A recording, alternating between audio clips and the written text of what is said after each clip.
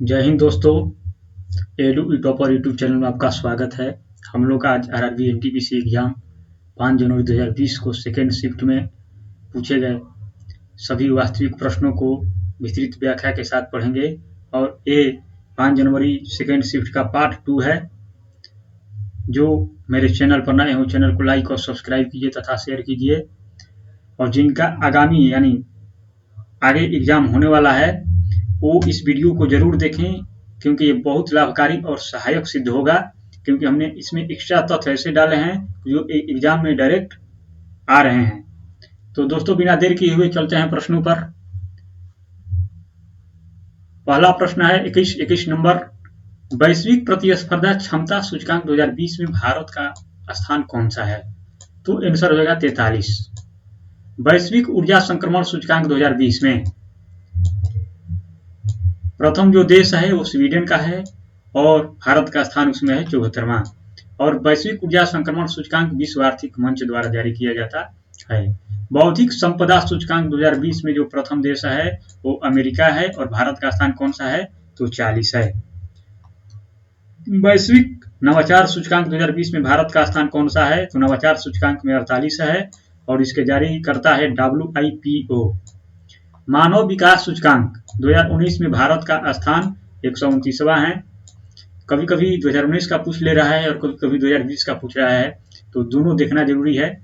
और मानव विकास सूचकांक 2020 में जो भारत का स्थान है 131वां है और इसके जो जारी करता है UNDP।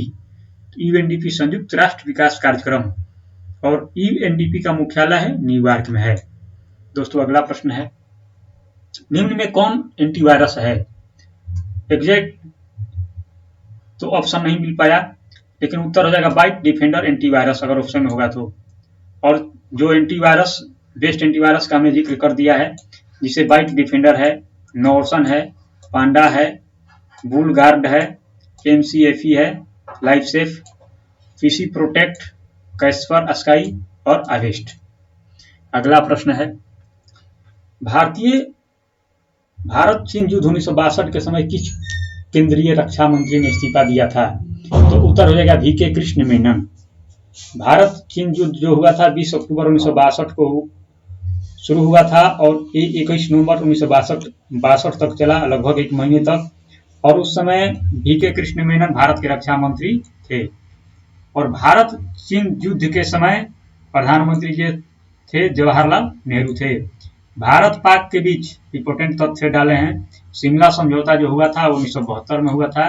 भारत ने ऑपरेशन विजय 1999 में पाकिस्तान के विरुद्ध चलाया था। और बांग्लादेश स्वतंत्र राष्ट्र के रूप में कब बना? तो दिसंबर 1971 में स्वतंत्र राष्ट्र के रूप में बना। अगला प्रश्न है, पेड़ पौधों में जलों का वहन कौन सा ऊतक करता है? तो आंसर हो जाएगा जाइलम जल और फ्लोएम भोजन। तो जल एवं लवण का विभिन्न भागों में पहुंचाना किसका कार्य है? तो जाइलम का कार्य है। और भोजन को पौधे के विभिन्न भागों में पहुंचाना किसका कार्य है? तो फ्लोएम का कार्य है।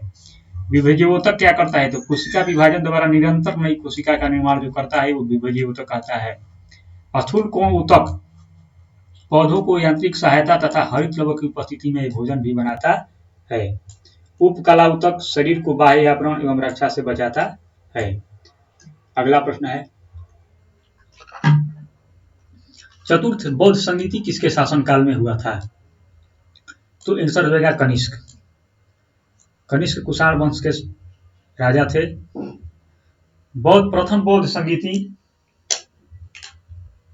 483 ईसा पूर्व में राजगिरी में हुआ था और इसके अध्यक्ष थे महाकश्यप थे। और इस शासनकाल अजातशत्रु के शासनकाल में हुआ था। द्वितीय बौद्ध संगीति बहुत अच्छे से जिक्र कर दिया है। जिन बंधुओं को और PDF डाउनलोड करना है वो YouTube के डिस्क्रिप्शन बॉक्स में जाकर डाउनलोड कर सकते हैं।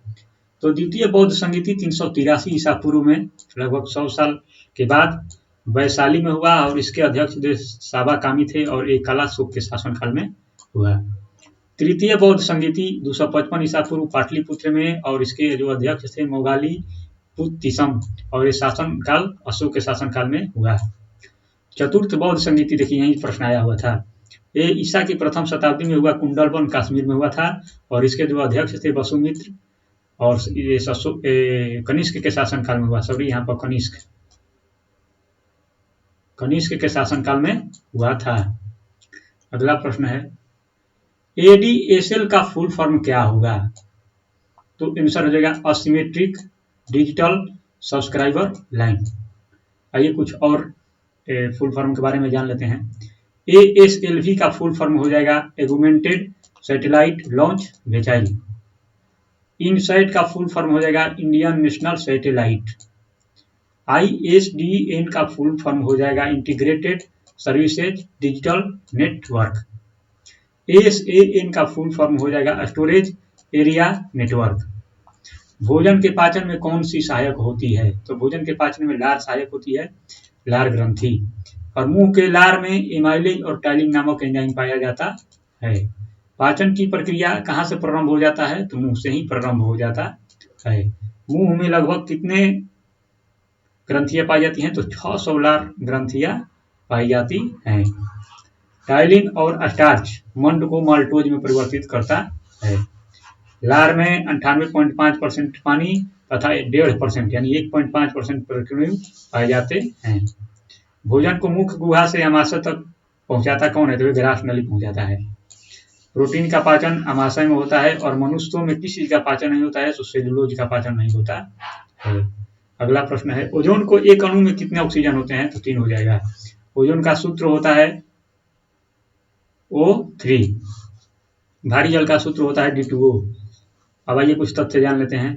अधातु के ऑक्साइड प्रायः अम्लीय होते हैं, और धातुओं के ऑक्साइड प्रायः क्या होते हैं? तो क्षारीय होते हैं। ऑक्सीजन होता है तो क्या होता है? तो पैरामैग्नेटिक होता है, और ऑक्सीजन और क्या है? द्विपरमाणविक है। ओजोन में ऑक्सीजन की ऑक्सीकरण संख्या कितना हो जाएगी? तो A 0 हो जाएगी। कितना हो जाएगी? 0 हो जाएगी। और ऑक्सीजन का औद्योगिक उत्पादन ब्रिन्स की विधि द्वारा किया जाता है। अगला प्रश्न है, एशियाई विकास बैंक का मुख्यालय कहाँ स्थित है? तो ये जगह मनीला फिलीपींस, जिसका हमने पिछले वीडियो में ही जिक्र कर दिया है। आइए कुछ और संगठन का मुख्यालय के बारे में जान लेते हैं। विश्व बौद्धिक संपदा संगठन का मुख्यालय है जिनेवा में, इसे ही विपो कहा जाता है, WIPO। रेड क्रॉस का मुख्यालय है जिनेवा में। एमनेस्टी इंटरनेशनल का मुख्यालय है लंदन में। आसियान का मुख्यालय है जकार्ता में। यूरोपियन संघ का मुख्यालय है स्ट्रेसबर्ग फ्रांस में। और अंतर्राष्ट्रीय दूरसंचार संघ का मुख्यालय कहाँ है? जिनेवा में। ये तथ्य को एकदम देख लीजिए, याद कर लीजिए इस टॉपिक को। दक्कन के पठार में कौन सी मिट्टी पाई जाती है? तो आंसर हो जाएगा काली मिट्टी। मालवा पठार दक्कन पठार की काली मिट्टी के अंतर्गत ही आता है।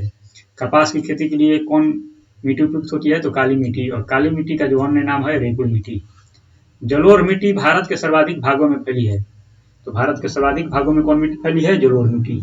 लवणीय मृदा का जो क्षेत्र है सर्वाधिक क्षेत्र है जो गुजरात में है। और लेटेराइट मिट्टी का कहाँ कहाँ विस्तार है? तो केरल और महाराष्ट्र। केरल के मलबार तटीय प्रदेशों में और महाराष्ट्र के कुछ भागों में लेटेराइट मिट्टी का विस्तार है। लाल मिट्टी का जो विस्तार है पश्चिमी तमिलनाडु, छत्तीसगढ़, छोटा नागपुर पठार, तेलंगाना और उड़ीसा में है। और पर्वतीय मिट्टी कहाँ पर पाई जाती है? तो पर्वतीय मिट्टी पाई जाती है हिमालयी क्षेत्रों में। अगला प्रश्न है, इंटरनेट प्रयोग करने के लिए किसकी जरूरत पड़ती है? ऐसा प्रश्न आ रहे हैं। कंप्यूटर और इंटरनेट से 2 प्रश्न या 3 प्रश्न हमें हर शिफ्ट में रह रहे हैं। तो आंसर हो जाएगा इसका IP एड्रेस, यानी IP का फुल फॉर्म होता है इंटरनेट प्रोटोकॉल। सूचनाओं के आदान प्रदान के लिए जिस नियम का प्रयोग होता है वह है इंटरनेट प्रोटोकॉल। और फाइल ट्रांसफर करने के लिए FTP का प्रयोग होता है, यानी फाइल ट्रांसफर प्रोटोकॉल का प्रयोग होता है। इंटरनेट का पूरा जो नाम है इंटरनेशनल नेटवर्क है। इंटरनेट क्या करता है? तो कंप्यूटरों को जोड़ता है, और www यानी वर्ल्ड वाइड वेब से जुड़े कंप्यूटर को सूचनाएं वेब पेजों के माध्यम से उपलब्ध कराता है। अगला प्रश्न है, एलिफेंटा की गुफाएं कहाँ पर स्थित है या किस द्वीप पर कहाँ स्थित है? तो धारापुरी, इस पहले नाम था धारापुरी, महाराष्ट्र में स्थित है। एलिफेंटा को आइए कुछ तथ्य जान लेते हैं। एलिफेंटा को धारापुरी के पुराने नाम से जाना जाता है, और यह कोंकणी मौर्य की द्वीप राजधानी थी। एलिफेंटा की गुफा में 7 गुफाओं का मिश्रण है। और ये एलोरा की गुफा जो कहाँ है? औरंगाबाद महाराष्ट्र में है। खंडगिरी गुफा जो है भुवनेश्वर उड़ीसा में है। उदयगिरी जो है मध्य प्रदेश में है। अजंता और कन्हेरी की गुफाएं कहाँ? महाराष्ट्र में है। और नागार्जुनी गुफाएं कहाँ है? बिहार में है। तो ये सारी चीजों को देख लीजिए, याद कर लीजिए। PDF डिस्क्रिप्शन बॉक्स, यूट्यूब के डिस्क्रिप्शन बॉक्स में है। अगला प्रश्न है, विश्व आर्थिक मंच की बैठक जनवरी 2020 में कहाँ पर हुई थी? तो ये स्विट्जरलैंड दावोस में हुआ था। 36वां आसियान वर्चुअल शिखर सम्मेलन 2020 वियतनाम में, बीपीएससी में 66वीं में आया हुआ क्वेश्चन है। इंडियन ग्लोबल वीक कॉन्फ्रेंस 2020 का अध्यक्ष दूसरा ब्रिटेन था। 20वां संघाई सहयोग संगठन सम्मेलन 2020 तो कहाँ हुआ? SCO का सम्मेलन 20वां तो रूस में हुआ। भारत पर्व का आयोजन 2020 में कहाँ हुआ? दिल्ली पर। नैनो विज्ञान और प्रौद्योगिकी पर विश्व सम्मेलन 2020 कहाँ पर हुआ? तो ये कोलकाता में हुआ। वर्चुअल ग्लोबल वैक्सीन समिट 2020 कहाँ पर हुआ? तो ये ब्रिटेन में हुआ। और वैश्विक कृषि शिखर सम्मेलन 2019 कहाँ में हुआ था? तो 2019 दिल्ली में हुआ था। ये इंपॉर्टेंट प्रश्न आ सकता है। सरकारी क्षेत्र का सबसे बड़ा बैंक है तो क्या हो जाएगा? सरकारी या सार्वजनिक क्षेत्र का सबसे बड़ा बैंक है, कुछ लोग सरकारी बताए, कुछ लोग सार्वजनिक बताए, तो आंसर हो जाएगा स्टेट बैंक ऑफ इंडिया। चलिए स्टेट बैंक ऑफ इंडिया के बारे में जान लेते हैं।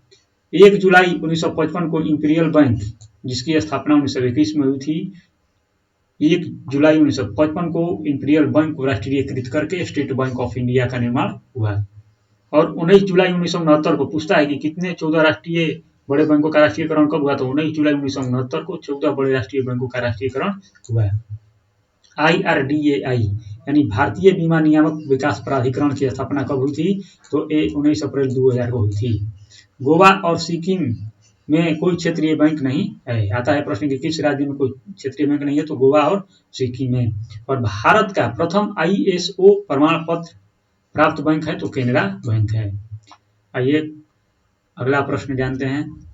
प्रति व्यक्ति आय किस राज्य के लोगों की अधिक है? तो आंसर हो जाएगा गोवा। गोवा के बाद दिल्ली और चंडीगढ़ का स्थान है।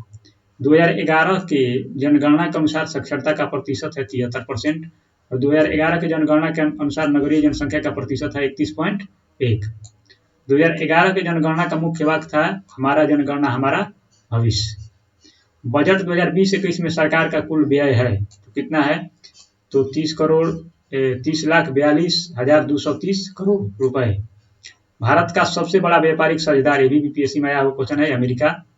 देश का सर्वाधिक आबादी वाले शहर हैं मुंबई, इसके बाद दिल्ली, इसके बाद कोलकाता।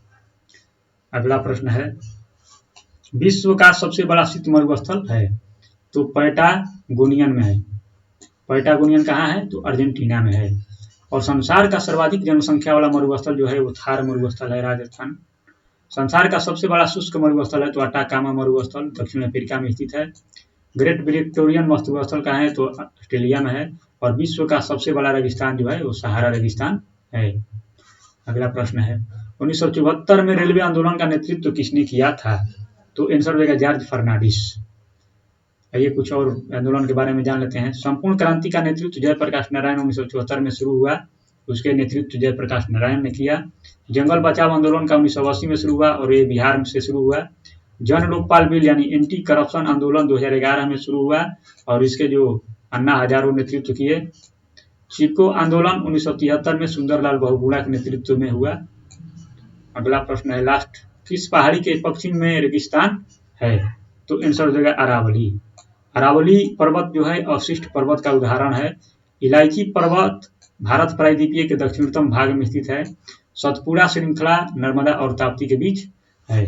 तो दोस्तों ये रहा 5 जनवरी को सेकेंड शिफ्ट में पूछे गए प्रश्न। तो दोस्तों फिर मिलेंगे अगले कड़ी में कुछ नए के साथ, तब तक के लिए इजाजत दीजिए, धन्यवाद।